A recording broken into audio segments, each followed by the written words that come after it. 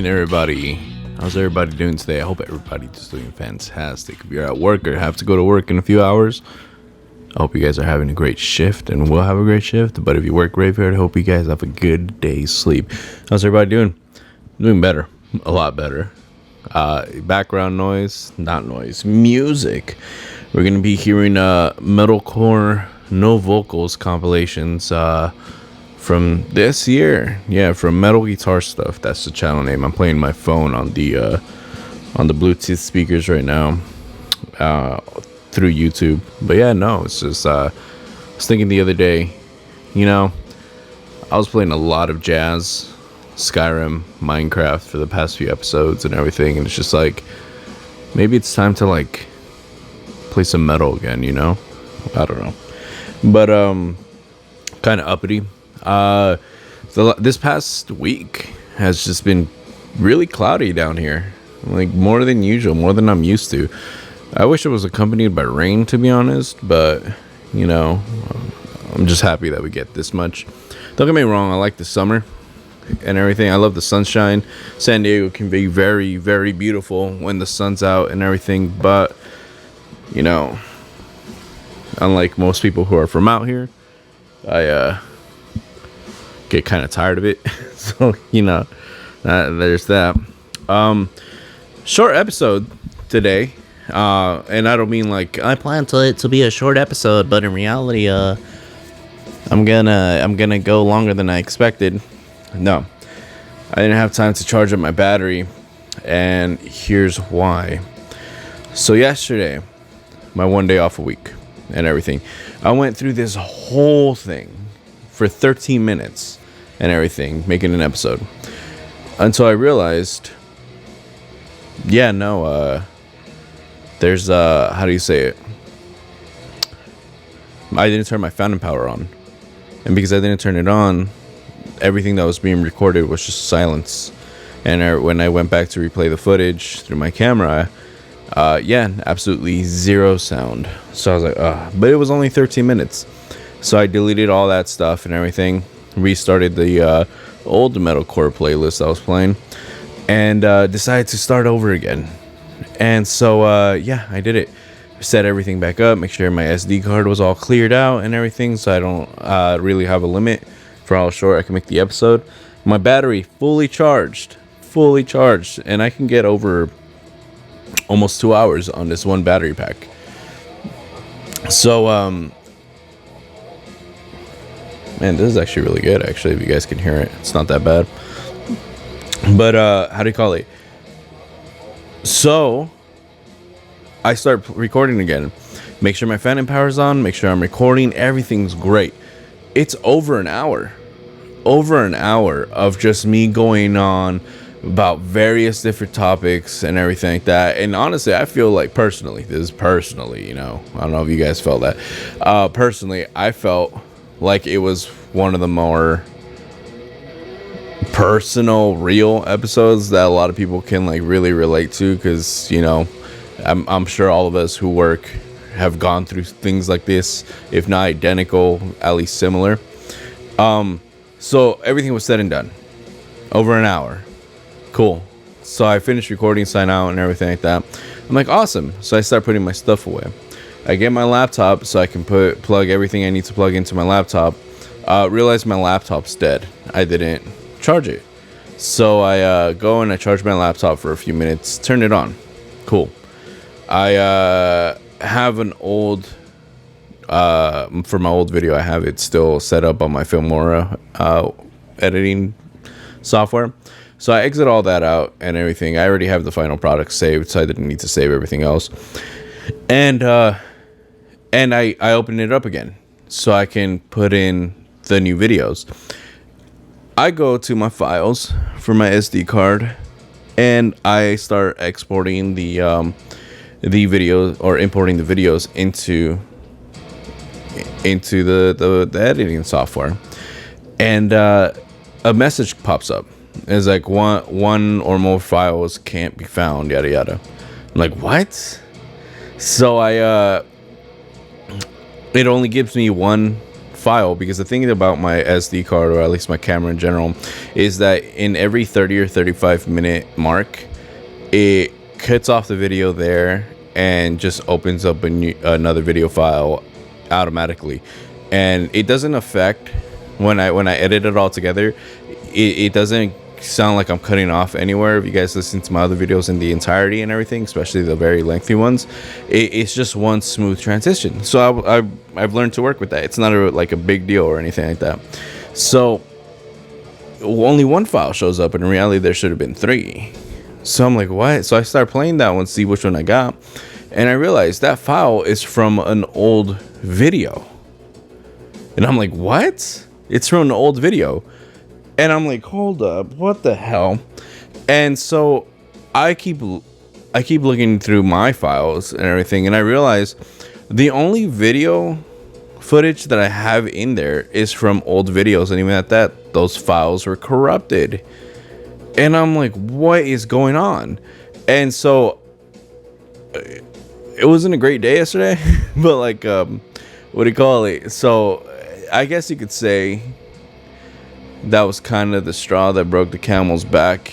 And my lady had just gotten home at that point. Like, literally, as soon as I saw that, she had entered the house. I knew she knew something was wrong with me, because I was really quiet, because I was trying not to like blow up, because that was the final straw for yesterday. And but it sucked, because it was over an hour, like almost an hour and a half of just a good episode and everything, and it was gone. So when I took the SD card out of the reader and put it back into my camera to see what was going on, my camera was displaying the same exact thing, that the file was corrupted. I had to, and when I was trying to delete them all at once, it was saying that it was unable to delete corrupted files, and I'm like, what the hell? So I end up deleting one by one, turning off and turning on my camera again, and finally all the files were deleted. And I, even to this point, don't know what happened. Like, I seriously have zero idea as to what had happened to lead up to that and everything. But it happened, and I took out my frustration later out, not in a physical way or anything like that, like a violent way, even though I wish I could have at the gym. But yeah. I was able to kind of like detox, so to speak, out of every negativity that I felt after that. And I felt better. My lady and I got some dinner. We ended up watching Better Call Saul. I think we watched episode 3. It was the one, if you guys watch Better Call Saul, it was the one where the major scene with Nacho. And that blew my mind. That blew my mind. Oh my. Michael Mando. He played Vaz in Far Cry 3 and everything like that. Cool fact about that was the fact that Ubisoft's original idea for the main antagonist, or one of the main antagonists of Far Cry 3, which was Vaz's character, they were planning on being this oversized, beefy, brute guy and everything. And they were having people come in, try out to see if they fit the bill, basically. Michael Mando came in. Now, if you guys seen Michael Mando or Google him real quick, you see that this guy, he's fit, but he's like CrossFitter fit. He's not, you don't look at him, you don't think about a brute. You don't think about a power lifter or bodybuilder. You don't see any of that. This guy is fit, though. And that's it. He's a fit, average-sized man and everything. Let me drink some water. Hold on.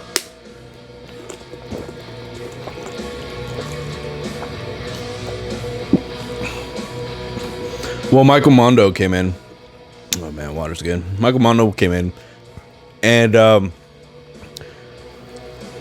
I guess he wowed all the people in Ubisoft with his unique perspective. He didn't come in like with like a raspy voice, or like, like big and brute and low and anything like that. He didn't do any of that. He came in speaking his normal tone, but put a twist of psychotic in there. And they liked it. They liked his mannerisms. They loved the way he spoke, the way he carried himself, the twist that he gave the character of Vaz that they didn't even know they wanted. And they were like, that's our guy. That's him. We want him. And he impacted them so much. And it wasn't just an impact with promotions or anything like that, you know, because later on when they were promoting Far Cry 3 back in like what, 2012 was it? They made commercials with Michael Mando. They made a skit of him in a insane asylum with a what do we call it? A straight jacket on and everything like that. Trying out for the part. They made a series with what the guy who played McLovin and everything, and it was supposed to actually be a lead up to when the protagonists of Far Cry 3 were skydiving and landing onto Rook Island. They made all that. It wasn't just that they did, but it was also the fact that they ended up completely tearing down the old model of the character of Vaz and just rebuilding it from the ground up to look exactly like Michael Mando. Imagine that. Imagine impacting something so much that they go out of their way to make something in your image, something major in your image that's going to be promoted everywhere.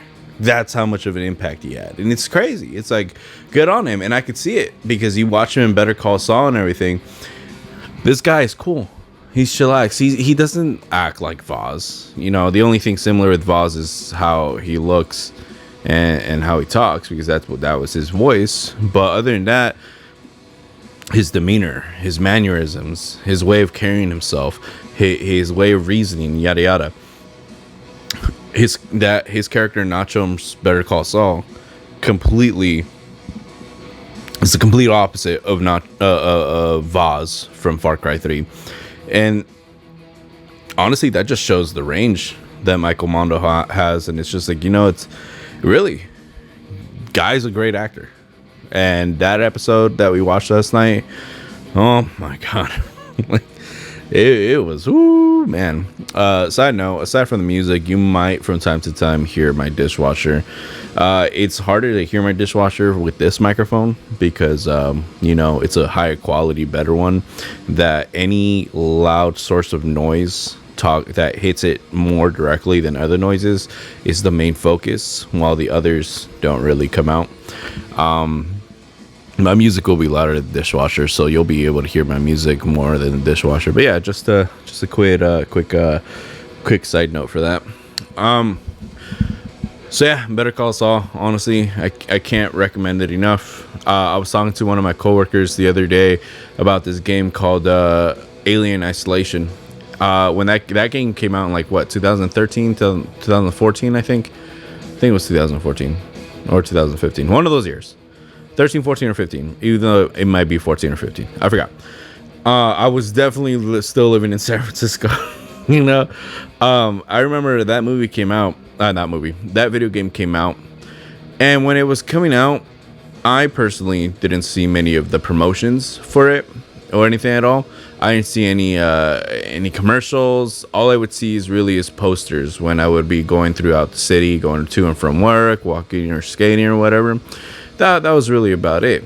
No real promotion from my point of view. But it looked cool. It looked really cool. And I mean, keep in mind, this is after Aliens Colonial Marines. This is after Alien versus Predator, where you got to play either as Alien or Predator or Marine. And this is after a lot of stuff, you know? And I played Alien versus Predator, the one where you could play all three of them, the Predator, Alien, and the Marine. I played that one. It was pretty cool. I liked it, you know. Didn't really get far or anything because it was a game that I borrowed from a buddy in high school. Yeah. But what do you call it? That was pretty chill. And then I saw Alien Isolation. I'm like, hey, this looks pretty cool. Keep in mind, at that point, I didn't watch a single Alien movie. And even to this day, I'd never watched any of the Predator movies, and I watched zero of the Alien versus Predator movies.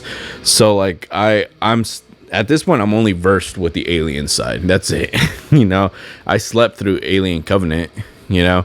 But I watched I have the quadrilogy with me and everything. It was on sale one time at a Target back home, and I bought it and I decided to give it a shot and watch it. The pace, you could tell the pacing in movies back in the days, like in the 80s and everything, was vastly different than the pacing of movies now.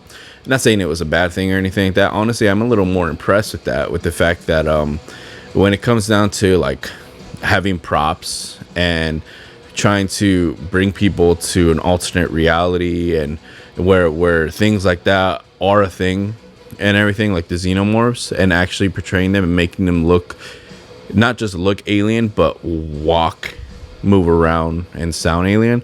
It was very, very impressive, honestly. Like, take Jurassic Park, for instance. Came out in 1993. You see all that stuff.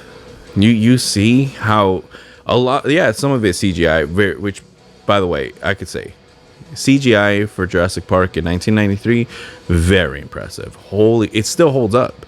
But a lot of their shots were shots of the animatronics that the Stan Winston School created for the movie, and it's so impressive. I could never do that. I can only dream of doing that. I could never do that.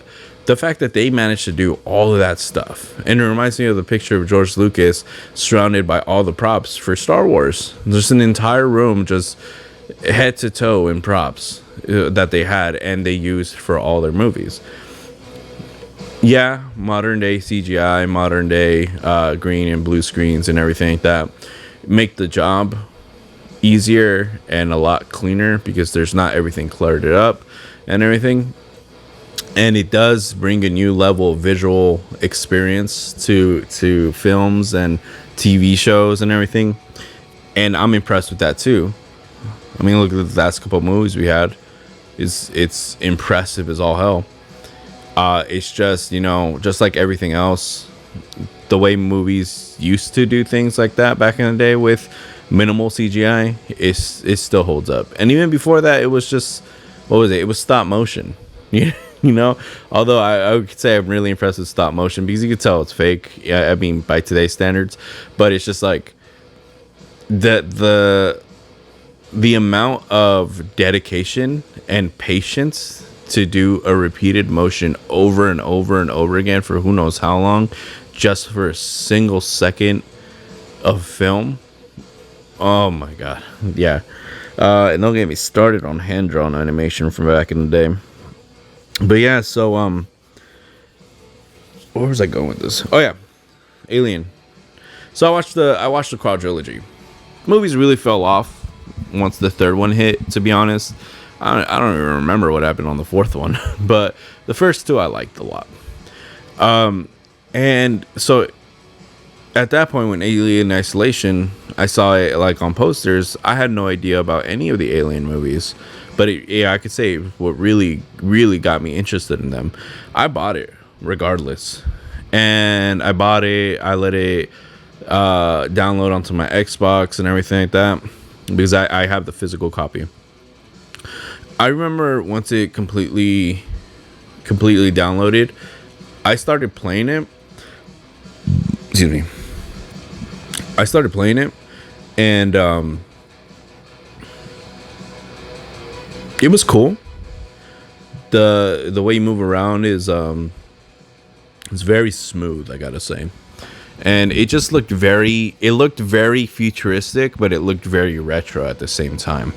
And the fact that you go around and you collect stuff that were more common back then when the original Alien movies were out, and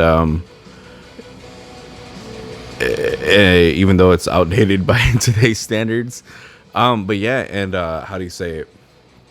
Freaking I remember I got to the point where the Alien came out. And keep in mind, Alien Isolation is more of a survival horror game and everything, which fits perfectly with the genre and all that stuff, with the franchise, I mean. And I got to where the Alien came out. And I remember entering this big room and all that stuff. And I remember there was people in that room, but they were making enough noise that the Alien came out and started attacking all of them. The AI in that game for the alien is absolutely breathtaking and groundbreaking. I'm sure this is like old news to people who already know about this game and stuff like that. But to those who don't know, the developers made two different forms of AI. One of the AIs, tell the alien where you're at, but the other AI keeps the alien from knowing exactly where you're at. You know, so you could be in an area, and the one of the AIs that knows where you're at will tell the alien like, "Yo, they're in that room over there, yeah," and all that stuff. They're in this area, and the alien will hurry up and get to that area. But the other AI will keep you masked from showing the alien exactly where you're at. So let's say you're in a room and you decide to hide in like a locker, you know? One AI is going to have the alien go to that area, to where the room is at, around the area, go inside the room, possibly, still trying to find you and stuff. But the other AI won't show the alien that you're in the locker. The other AI being like, yeah, no, the other AI is cool. They're right. They're around this area, but you're never going to find out exactly where they are unless the player messes up themselves, you know? And it keeps the game exciting. So if ever playing it, you feel like, man, does alien know where I'm at? Yeah, it kind of does, you know? But like, yeah, I explained it to you guys like 2 or 3 times, the same exact thing, and I still felt the need to explain myself even more. I don't know why I do that sometimes. It reminds me of that one time Bill Burr did it. But yeah, well, not enough. Well, no, that's enough. So anyways, I started playing that game. And I started remembering it. And I decided to go on YouTube at work and just type in Alien Isolation. And I started watching little gameplay here and there. I always type in, whenever I want to watch gameplay of something, I always type gameplay, the game I want to see, gameplay, no commentary. Because some commentary is nice. Some commentary adds to the game. But sometimes the commenters, the YouTubers that comment during gameplay, want to just be louder than the game itself, and they will make the same generic voices. They will have the same generic responses to things that happen, and it's just like, stop. Like, dude, just play the game. If something comes up in your mind, just say it, but like, don't talk for the sake of talking. You know, it's like that. That's at least that's my style. I mean, ironic because I'm doing a podcast, but yeah. So I usually go for the no commentary, and sometimes I feel like no commentary is actually a lot better, even if I have the choice of watching a YouTuber that adds good commentary and everything. Give me a second, drink some more water.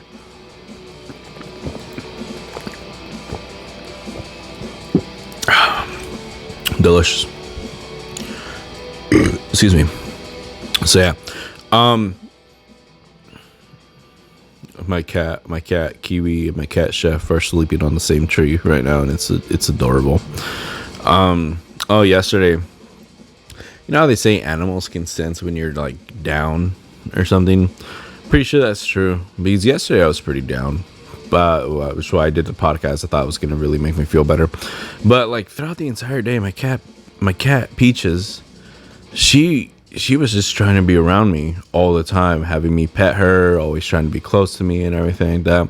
And even my lady last night, she was even say that, you know, my cat Peaches started meowing like crazy, trying to get my attention and everything. Like nothing was wrong with her, you know, she wasn't like dying and there's nothing else happening. She didn't need to use the bathroom super bad because the door was closed or anything. She just was meowing super hard because she wanted to get my attention, you know.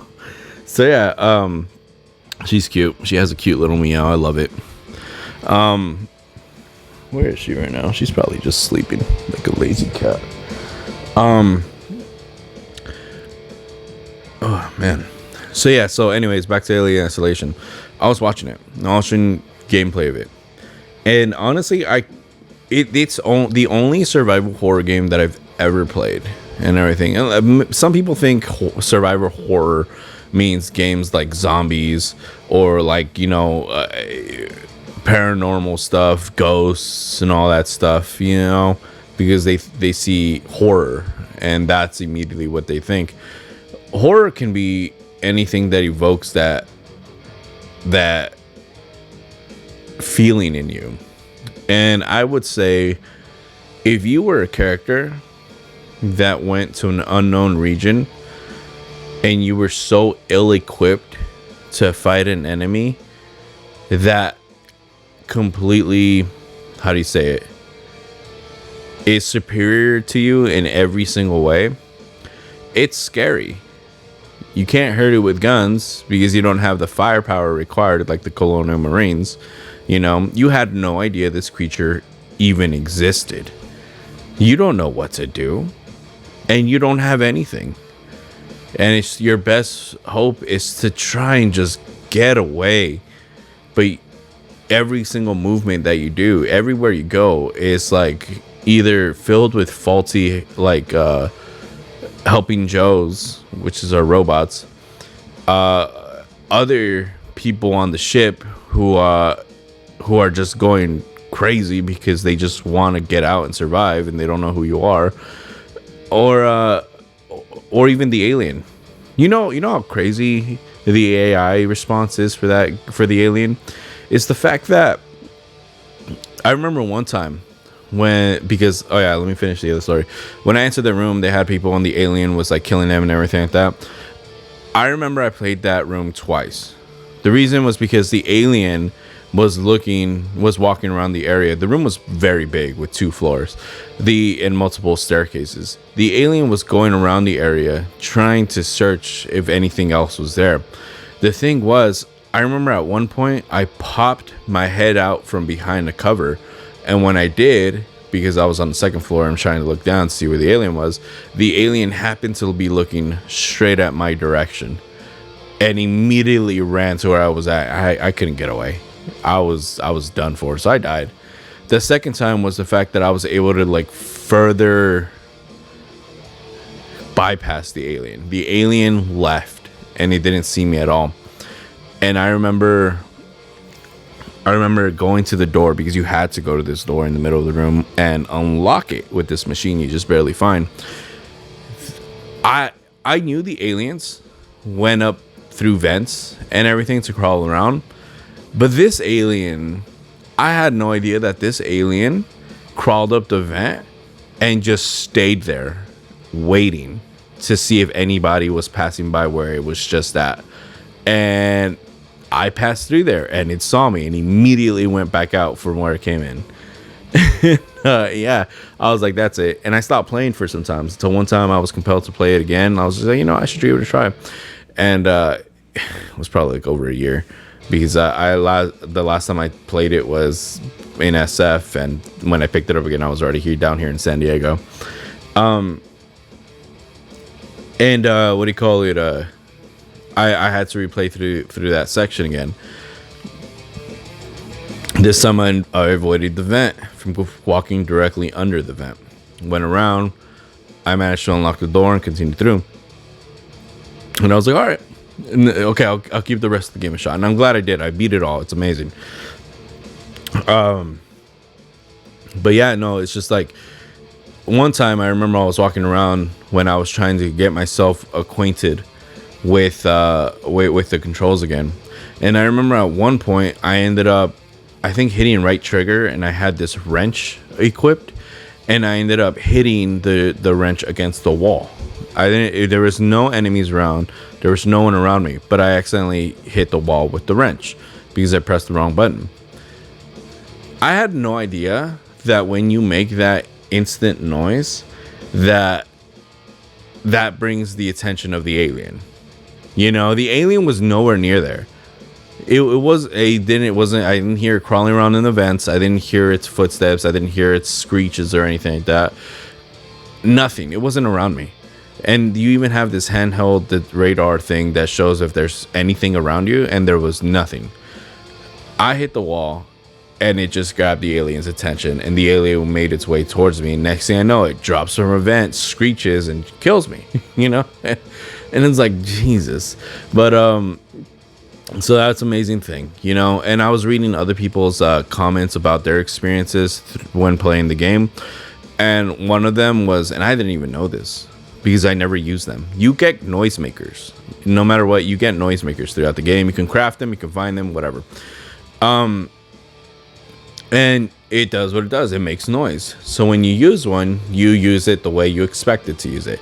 You start throwing a noise detector somewhere, and the alien will hear the noise and it'll catch its attention, you know, just like anything else. Think about monkey bombs in Call of Duty Zombies.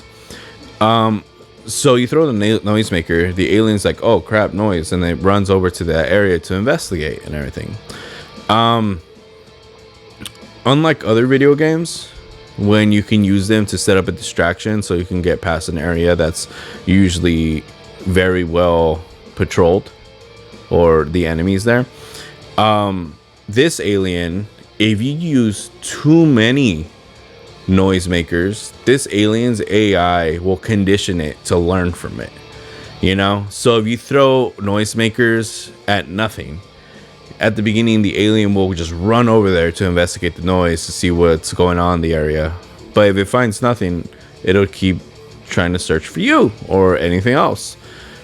If you keep doing that throughout levels, throughout stages and everything, the AI will have the alien learn that the noisemakers aren't going to help it find anything. And the alien will eventually just stop responding to noisemakers. It's true. The alien just won't. You throw a noisemaker and you throw it one too many times, the alien's just going to stop responding to it. It's like, yeah, no, there's nothing over there. And it'll keep like searching for you, you know?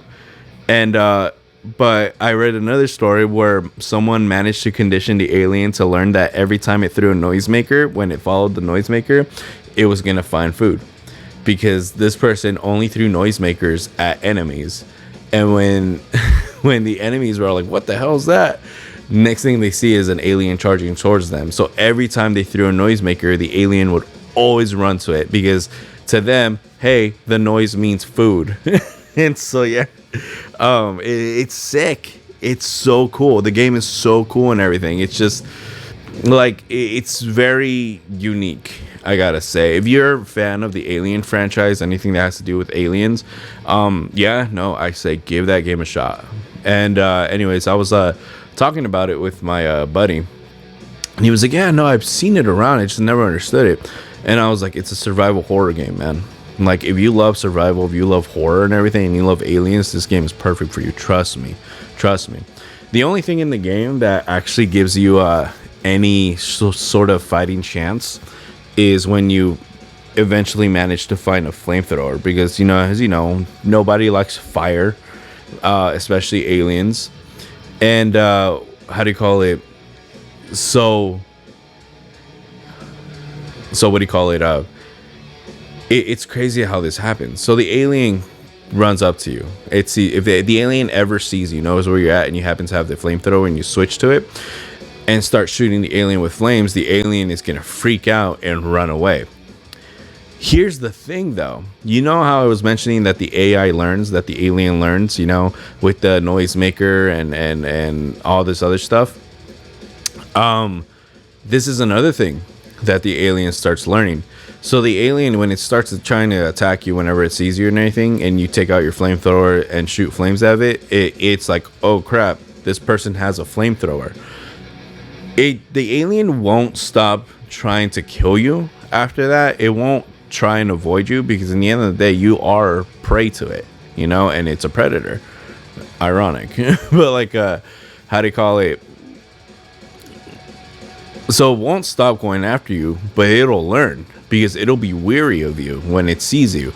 Like, it might just see you and wait for a few seconds and everything before try and chase you down, or it'll chase you down immediately. Either way, it gets to the point that when you pull out the flamethrower, the alien sees the flamethrower and just stops running towards you and just stays there staring at you, because it wants to kill you, but it knows it can't, because of what you can do.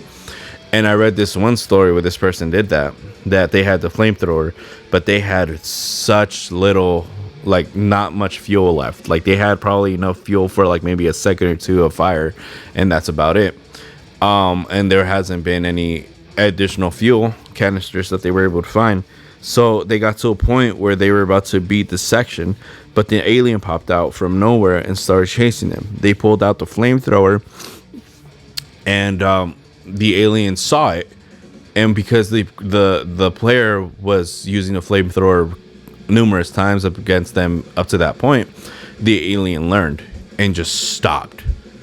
And the user was writing that they just started backing up with the flamethrower, just backing up to the objective and everything, and the alien was just walking towards them, just slowly, little by little, just making their way. The alien didn't want to like run up to them because they didn't want to get burned, but it still wanted to kill the player. And it's just like, that is incredible AI. That is insane AI.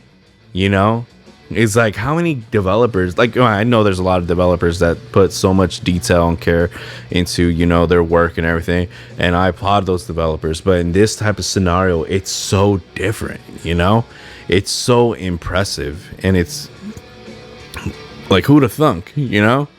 But yeah, an incredible game. My buddy said that he was gonna like, how do you call it, download it and start playing it and everything, because I was just hyping it up like crazy, like, and I think rightfully so.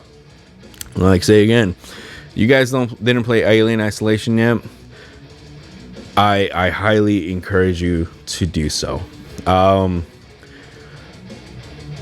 Yeah, it's so good, I'm telling you. But yeah, hey, I just want to say, guys, thank you for being here while I'm just talking nonsense, you know. And yeah, I just have like a few minutes left in my battery life. I'm just gonna put it to charge and work out. Maybe again next time when my battery's fully charged, I'll probably try and go into the whole what I was talking about yesterday and everything before my files got corrupted. And if I can, you know, it's gonna be a fun one, really. I had no idea where this one was gonna go through, like B or anything like that, until like Alien Isolation came up, and it's and I guess it just was mainly about that and Boz. Oh, and Mayans MC. Me and my lady, I know it releases on Tuesdays if you have regular TV. But my lady and I have Hulu, and it gets released every Wednesday on Hulu for us. So I'm just gonna charge my battery. If the dishes are, no, the dishes have over an hour, so they're done. Get ready, go work out for like an hour or so at the gym. Oh, update my hair. I'm almost. I think I said this last time. Almost out of the awkward hair phase. Because my hair no longer sticks up at all. Like, I have in Spanish we call it remolino, but in English it's a cowlick. It's a swirl on the back of your head, and it's just the pattern of your hair, like where your hair naturally wants to grow to. So on the left side of my head, my hair, because the cowlick is going clockwise, the left side of my hair, if I want to comb it forward, I'm able to. If I want to comb it backwards, I'm able to, you know, and it looks a lot better if I comb it backwards on that side. But since the left side of my head, my hair naturally wants to go forward, it's a lot more difficult if I try and comb it back. You know, if that makes sense? Yeah, it's a lot more difficult. Well, anyways, I let my hair grow out pretty long. Like, if I fix it up and everything like that, you can't be like, oh my god, he has such long hair. No, it's gonna look average, you know. But I'm just letting it grow out for like maybe another month or so, see where it's at. But it's grown out to the point where if it gets hot, if I'm sweating, my hair won't stick up at all. It'll just kind of droop down and everything. But also the side of my head and everything, the hairs on the side, I'm able to actually comb it backwards now. It's been years since I was able to do that, so I'm actually able to comb it backwards now, and it's like, hey, it's pretty lit, you know. So can't wait to see what another month of just not cutting my hair is gonna have me look like. And if I like it, if I feel like it's a major improvement, I'll try and go for another month. Other than that, I just might just give in and cut it again. At least I would have sufficient hair so I can try new hairstyles after that. But yeah, after that, I'm just gonna go to the gym, work out for like an hour, come home, take a shower, get ready for work. I only had one day off this week, which was yesterday. Spent it super lazy, and I wish I kind of felt better yesterday, so I wouldn't have to be lazy about it, like actually clean up around the house, go out, skate for a little bit. But every day is a new day. All I can wish for is to have a day be better than the last, and that's what I hope for all of you and my lady and her family and my family and all you guys' family and everything. But yeah, I don't know why I keep rambling off. Thank you guys so much for joining me for another episode of The Mind of Mando. I've been your host, Armando Ortega, and I hope you guys have a wonderful rest of your day. See ya.